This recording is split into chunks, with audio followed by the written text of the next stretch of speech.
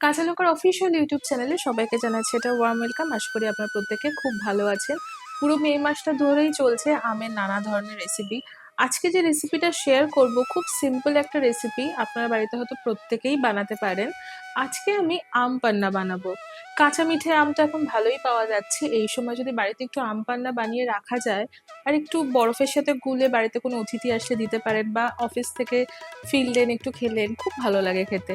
আম পান্না বানানো কিন্তু খুব ইজি, একদম ঘরোয়া উপকরণ দিয়ে বানাবো। চলুন দেখি যে আম পান্না বানানোর জন্য আমাদের কি কি উপকরণ লাগছে।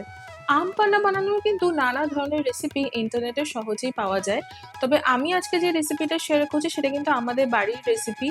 খুব নানা ধরনের ইনগ্রেডিয়েন্ট কিছু নেই, বেসিক কিছু ইনগ্রেডিয়েন্ট দিয়ে কিন্তু আম পান্না বানাবো। চলুন একবার দেখিয়ে নিই। প্রথমে আম পান্না বানানোর জন্য যেটা লাগবে সেটা হচ্ছে কাঁচা মিঠে আম। কাঁচা মিঠে আমটাকে এরকম লম্বা করে কেটে রেখেছি, আপনারা যেভাবে খুশি কাটতে পারেন। এটাকে আলটিমেটলি আমাদের সেদ্ধ করে নিতে হবে। আমি এখানে মোটামুটি 3 to 4 টেবিল স্পুন মতো চিনি নিয়েছি। মিষ্টিটা প্রত্যেকে যে যেরকম খেতে পছন্দ করেন। এখানে আমি 3-4 দানা মতো গোটা গোলমরিচ নিয়েছি একটু ঝালের জন্য। একটু বিট নুন নিয়েছি। আম পান্না বানালে কিন্তু একটু বিট নুন ব্যবহার করলেই ভালো লাগে খেতে। যদি আপনাদের কাছে বিট নুন না থাকে এমনি নুনও ব্যবহার করতে পারেন। আমি সামান্য একটু লাল লঙ্কার গুঁড়ো নিয়েছি। এখানে দেখুন সামান্য একটু আদা আছে, একদম সামান্য, মানে এই আদাটার খোসাটা ছাড়িয়ে এরকম 2টো স্লাইস আমি কেটে নিয়েছি। আর একটা লেবু নিয়েছি, একটু ফ্রেশ পুদিনা পাতা নিয়েছি। দ্যাটস অল, আমাদের কিন্তু আর কিচ্ছু লাগছে না। একদম ঘরোয়া পদ্ধতিতে আজকে আম পান্না বানাবো। আম পান্না বানানোর প্রথম স্টেপটা চলুন দেখিয়ে নিই। আম পান্না বানানোর প্রথম স্টেপ হচ্ছে আমটাকে একটু সেদ্ধ করে নিতে হবে। এবার দেখুন আম সেদ্ধ হতে কিন্তু বেশি সময় লাগে না। আজকে টাইম একটু বাঁচানোর জন্য আমি প্রেসার কুকারে ব্যবহার করছি।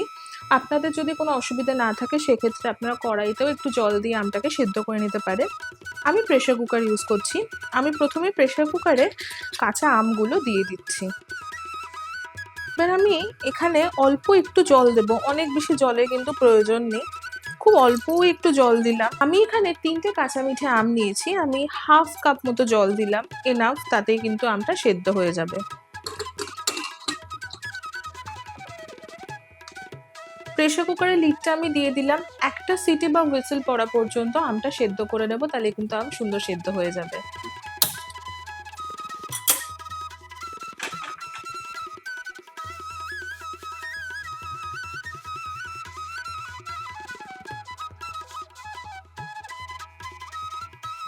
আমাদের আমগুলো কিন্তু সুন্দর সেদ্ধ হয়ে গেছে, তবে আমটা তো ভীষণ গরম, এখন কিছুই করা যাবে না। তাই আমটাকে না একটু ঠান্ডা করে নিতে হবে।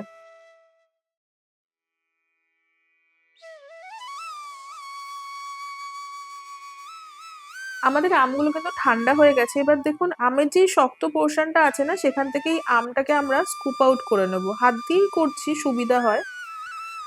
আপনারা চাইলে একটা চামচের ব্যবহার করতে পারেন।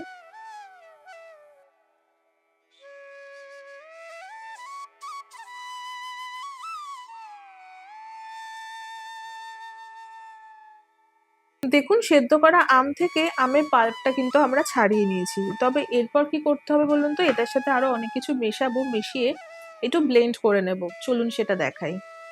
আমি একটা ব্লেন্ডার নিয়েছি। ব্লেন্ডারে এই সেদ্ধ করা আমের পাল্পটা দিয়ে দেব।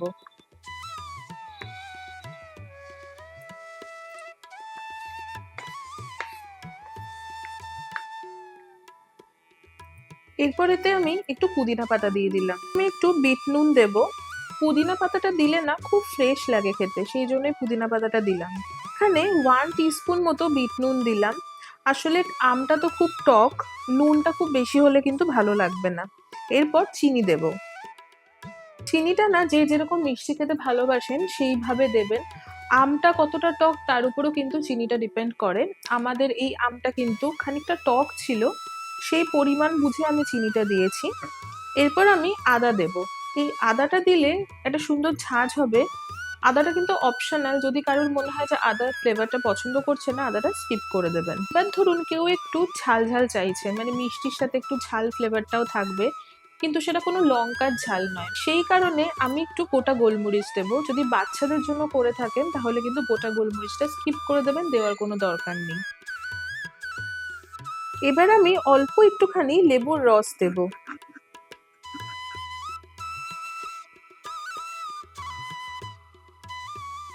অনেকে কিন্তু এই আম পান্নাটাতে একটুখানি ভাজা জিরে গুঁড়ো দেয় ভালো লাগে বলে, কিন্তু আমি দিচ্ছি না। আপনারা যদি কেউ মনে করেন যে একটু ভাজা জিরে গুঁড়ো দিতে চান, সেটা কিন্তু দিতেই পারেন।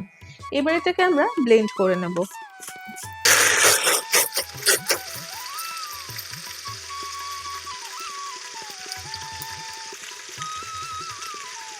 দেখুন এটা কিন্তু তৈরি হয়ে গেছে। এবার আমি এটাকে একটু মিক্সিং বাউলে ঢেলে নিচ্ছি।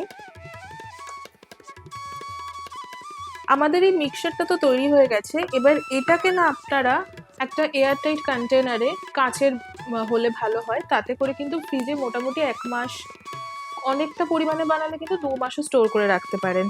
তবে আমরা তো এখন এটাকে সার্ভ করব। ছোটবেলার মতো স্টিলের গ্লাসে সার্ভ করব না, সুন্দর কাচের গ্লাসেই সার্ভ করব, যাতে দেখতে ভালো লাগে। দেখতে ভালো লাগার জন্য আমরা কি করব সেটা একটু দেখি। আমি একটা এরকম ছড়ানো বাটিতে অল্প একটুখানি সন্দক লবণ বা বিট নুন নিলাম, তাতে অল্প একটুখানি লাল লঙ্কার গুঁড়ো ছড়িয়ে দিলাম। এটাকে একটু মিশিয়ে নিচ্ছি। এবার এই যে একটু লেবুটা আছে, লেবুটা নিয়ে একটু এই গ্লাসের মানে সার্ভিং গ্লাসের যে মাথাটা বা উপরের যে মুখের জায়গাটা একটু লেবু লাগিয়ে নেব। আর গ্লাসটাকে এরকম একটু, এই যে মিক্সচারটা বানালাম এটার উপর একটু এভাবে বসিয়ে নেব। এতে এই যে মিক্সচারটা বানালাম নুন আর লঙ্কা গুঁড়োটা দিয়ে, এটা গ্লাসের মুখে লেগে যাবে। দেখুন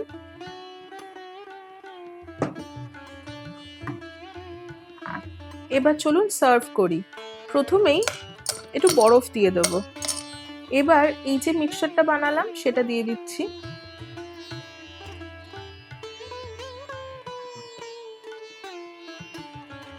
এবার দেবো ঠান্ডা জল।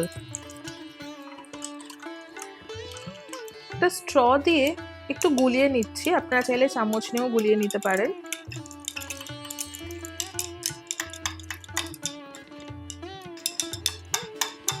এবার আমি আরো খানিকটা ম্যাঙ্গো পাল্পটা দিলাম, মানে আম পান্নার মিক্সচারটা দিলাম।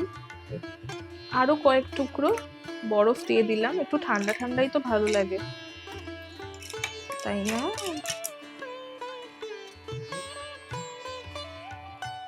ওপর থেকে একটু পুদিনা পাতা ছড়িয়ে দিলাম। আমাদের আম পান্না কিন্তু একদম তৈরি হয়ে গেল। একদম ঘরোয়া সিম্পল ওয়েতে দেখালাম। চলুন একটু টেস্ট করে দেখি কেমন হয়েছে। আম পান্না খাওয়ার আগে কিন্তু সবসময় একটু গুলিয়ে নেবেন। দারুণ হয়েছে। আম পান্নার রেসিপিটা আজকে কেমন লাগলো কমেন্ট সেকশনে কিন্তু অবশ্যই জানাবেন। আমি একদম সহজ সিম্পল ওয়েতে বাড়িতে আম পান্না বানানোর রেসিপিটা শেয়ার করলাম। আগেই বলেছি আম পান্না বানানো কিন্তু ডিফারেন্ট টাইপস অফ রেসিপিস আছে। আমটাকে কিন্তু পুড়েও আম পান্না বানানো যায়, সেই রেসিপিটাও একদিন আপনাদের সাথে শেয়ার করব। আজকের রেসিপিটা কেমন লাগলো সেটা কিন্তু অবশ্যই জানাবেন। আশা করি আপনাদের আজকের এই সিম্পল আম পান্নার রেসিপিটা খুব ভালো লেগেছে। যদি ভালো লেগে থাকে তাহলে অবশ্যই আমাদের চ্যানেলটা সাবস্ক্রাইব করবেন, এই ভিডিওটা লাইক করবেন, আর এই ভিডিওটা প্রত্যেকের সাথে শেয়ার করবেন। দেখা হবে আবারও একটা সুন্দর রেসিপির সাথে। ততক্ষণে যদি প্রত্যেকে খুব ভালো থাকবেন, সুস্থ থাকবেন, আর কাঁচা লঙ্কাকে এভাবেই ভালোবাসা আর সাপোর্ট দিতে থাকবেন। See you soon and happy cooking.